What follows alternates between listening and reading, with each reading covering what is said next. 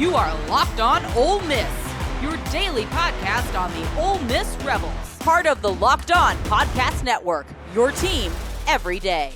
Thanks for making the Locked On Ole Miss podcast your first listen every day. We're free and available wherever you get your podcast, including YouTube. We are part of the Locked On Podcast Network, your team every single day. Hello, I'm Steven Willis from the Locked On Ole Miss podcast, and I'm joined by Ole Miss legend John Fourcade, as he is going to join me from time to time this football season to talk about, John, the most anticipated football season probably since Archie Manning played that Ole Miss has been through.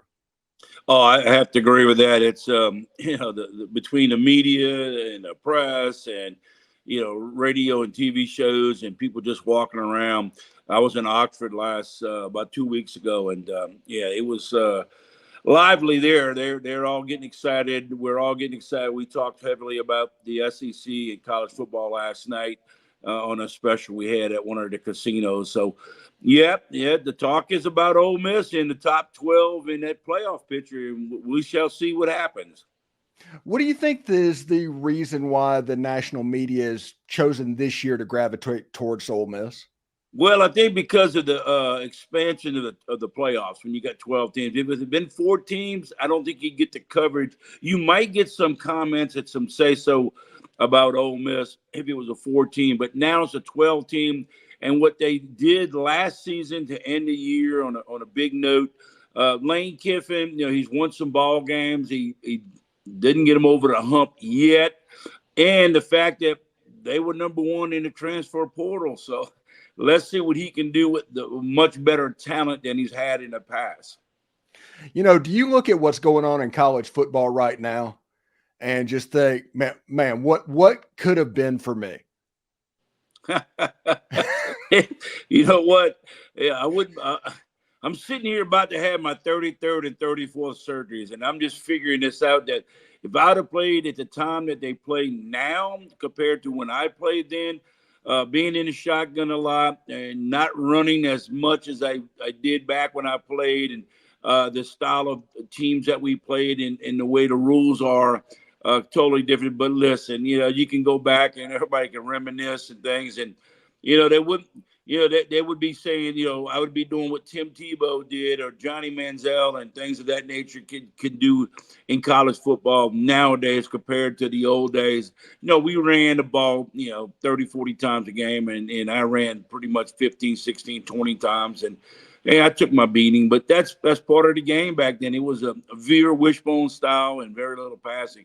Now it's more or less 60-40 passing versus running.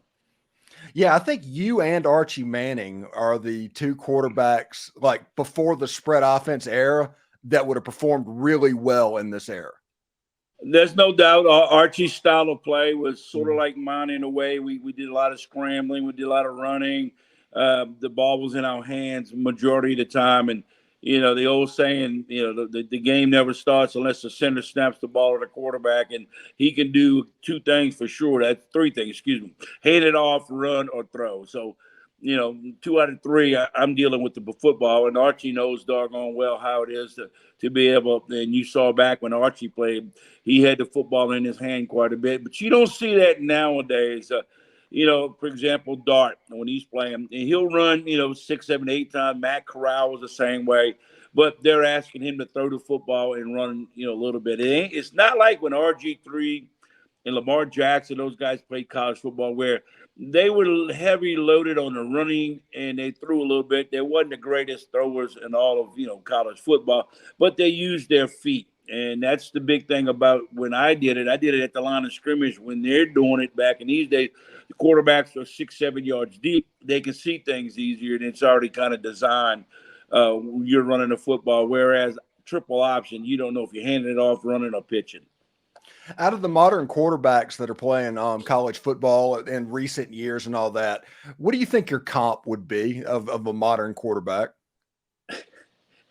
What do you mean by comp? What quarterback now would you compare favorably to? Okay. Well, I would have to say, I can't say Tebow because he couldn't throw the football that well. It'd be the Johnny Manziel where, he could scramble, run, and still throw the football. I hate using that terminology because, he's such a dud now, But from what he did, he was one that could do the running and the throwing. Nowadays, you don't see that much of the quarterbacks running as much as you did back, 10, 15 years ago.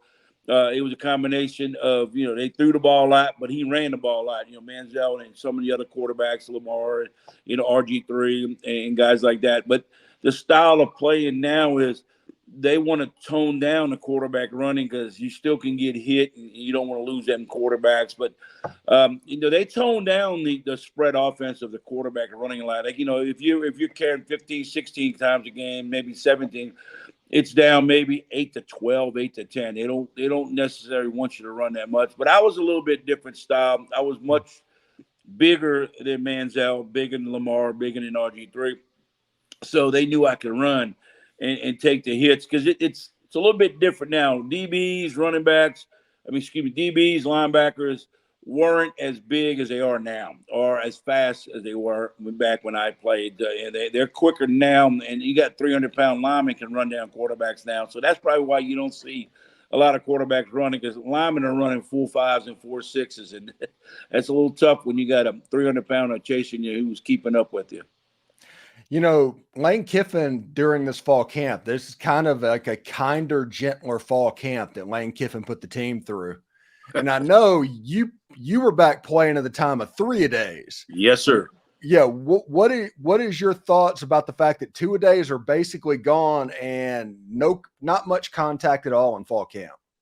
Well, it's like that in the NFL now. They don't want to hit anymore. That's it's obvious. I mean, I understand that. Maybe back when we were playing, if we'd have done that, maybe we'd have done better off. But yeah, we went 3-a-days a few times, but majority of it was 2-a-days, and you hit no matter what. The 3-a-days one time was mostly a walkthrough.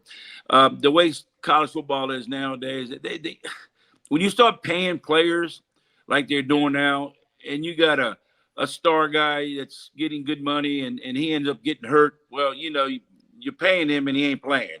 And so they need to tone down, even, pros do it in college ball. They tone it down to a point where not much hitting, much tackling. It's just you should know what you need to be done. And that's what they're doing in spring football nowadays is make sure you know everything getting ready for fall. We didn't have that. We had it where we were putting everything. We don't have the OTAs, the May, June, and July. That's basically you're free in college football. And once spring ball's over, you do nothing until you start up in August. Whereas nowadays, I think that the college teams are getting like the pro teams. When it gets to spring football, it's kind of like the OTAs. You go through everything, no hitting, no tackling, a little bit. Some teams stop with the spring football games, or if they did it, they minimize it enough where, no hit the quarterback, easy on the running backs. It's kind of like the Pro Bowl. Let's just touch everybody and the play's over with. But I can understand that. It's different times, and there's a lot of football games being played, so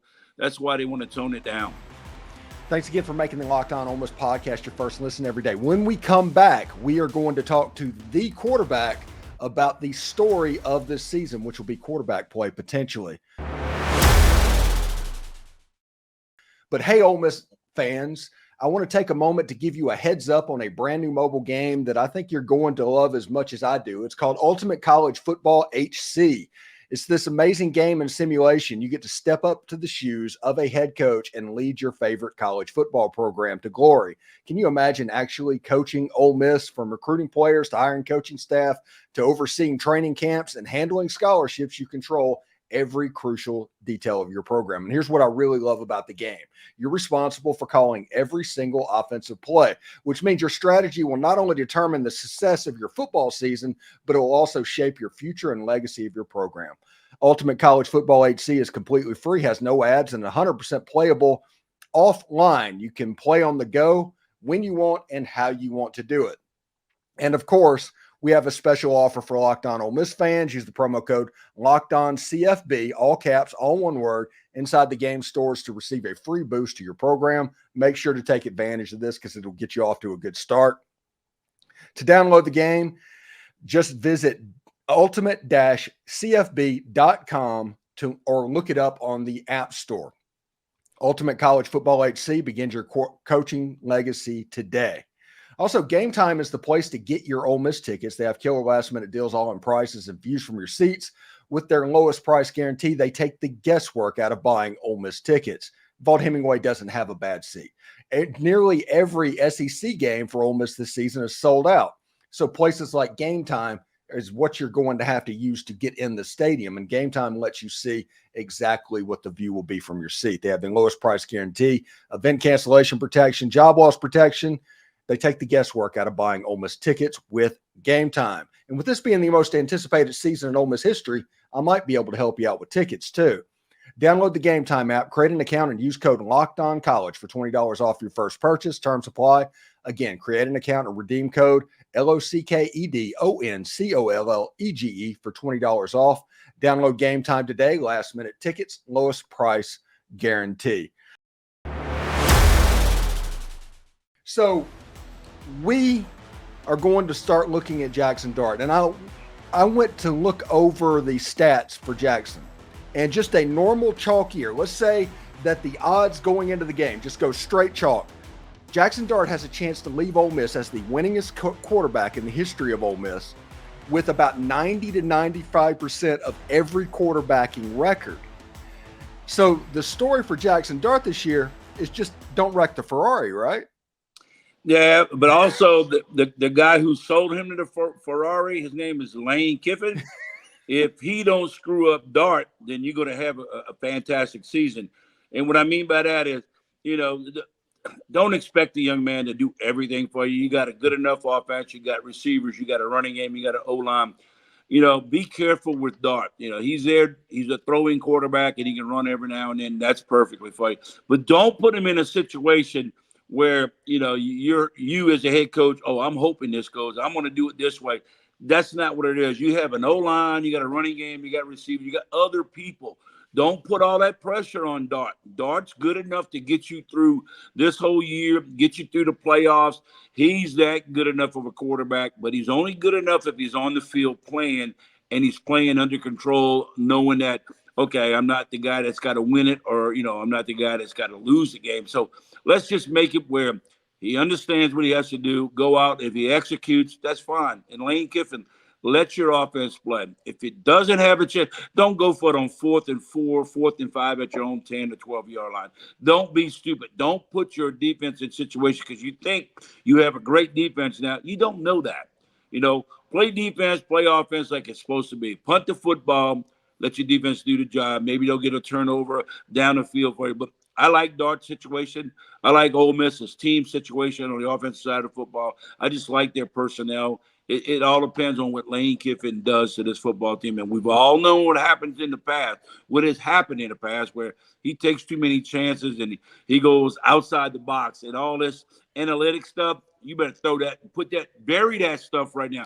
Go on the practice field, dig a hole with your analytics. Put the guy in there if you want. Whoever's in your ear telling that's how you stop all that stupidness. I'm 100% agreeing with you on all of this. But you did mention Lane Kiffin, and this is the first year of helmet technology to where they can communicate directly in the ear of the quarterback. And it looks like Charlie Weiss is going to be the person that's actually doing the communicating. What type of advantage can Ole Miss potentially get through this technology? Well, it's a simple situation. I like the fact that once you call a play, and you need to shut up from an offensive coaching point when a guy calls a play. Don't get in his ear and tell him to look for this, do this, and do that. Now you've already done screwed it all up because the guy knows if he's prepared, he's ready to roll, and you call a play, let him go do it. You can hint a little bit, but don't talk to him all the way to you. If you got 20 seconds, don't give him the play in 10 seconds and then talk to him for 10 more seconds. Call a play, get it over. If you got something to say it really quick. Hey, there's a possibility they're going to do this. That's it.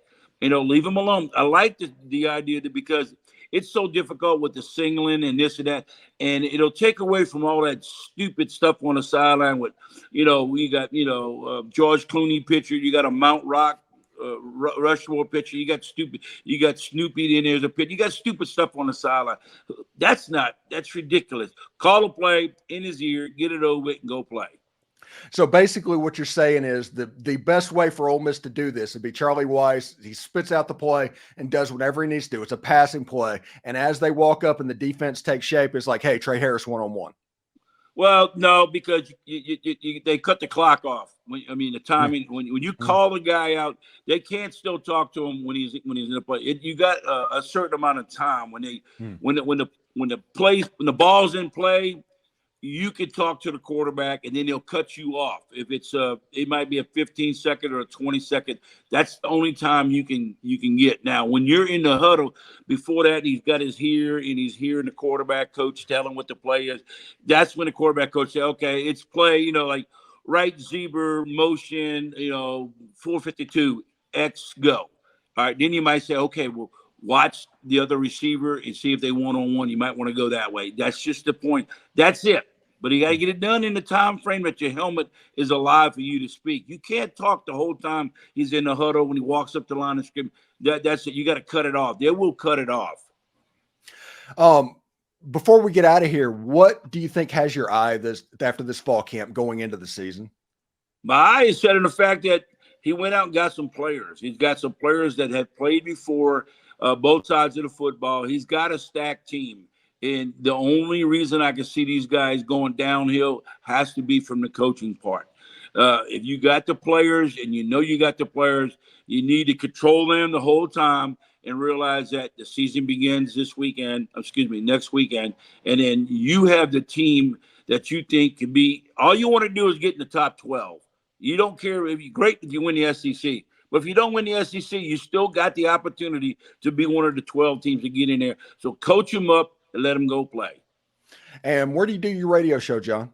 Well, this way I'm over at Francisca's up in Lakeview area in New Orleans. We move around each day to different restaurants or different places that want us. So Boomtown Casino was yesterday, and today is going to be Francisca's restaurant. And how can they listen to it? You have to go online, and it's ESPN FM 103.3. That's basically it. You got to stream it that way, and that's the best way we can do it. Thanks. We got a lot of changes coming up on there right now, Steve. And my co-host is going to move over to the Pelicans hired him. So we're going to have some adjustments coming up here. No different than it's just going to have a different co-host with me. Yeah, and you guys are in the middle of like getting ready for Saints wrap up and all of that. What's the big Saints story right now? Well, the big story is what are they going to do offensively? Is Kubiak and Carr going to be on the same page? It's basically who's going to protect them. It's the big O-line problem. They got a big issue with the offensive line. A lot of guys are hurt right now. But if they can find somebody to protect Carr, they got the capability because the defense is really that good. The Saints can easily squeeze into a playoff if the offense shows up. Is Rattler ahead of Haener, or is Haener the two? No, Rattler should be the number 2 guy. He's much better than Haener. But, it's everybody's wanting Rattler to jump up and be place of Carr. That ain't going to happen. No. There's both these backup quarterbacks are years away from playing in the NFL. Carr's the answer. You got to protect Carr. You got to get the offensive line, and Alvin Kamara's got to be the running back that we know he can be. Rattler needs to be probably on the Steve McNair plan, in my opinion. Yeah, Rattler's about, if I had to say so, he's 2 years away from taking over if he's the quarterback. He's got everything going for him right now. If he can stay healthy, learn this year, maybe learn next year because last year under the contract after next season, and then, go with Rattler. Ole Miss legend John Fourcade joining the show today. Thank you very much, Mr. Fourcade, and we'll talk to you later, bud. All right, Steven. Thank you. Have a good day.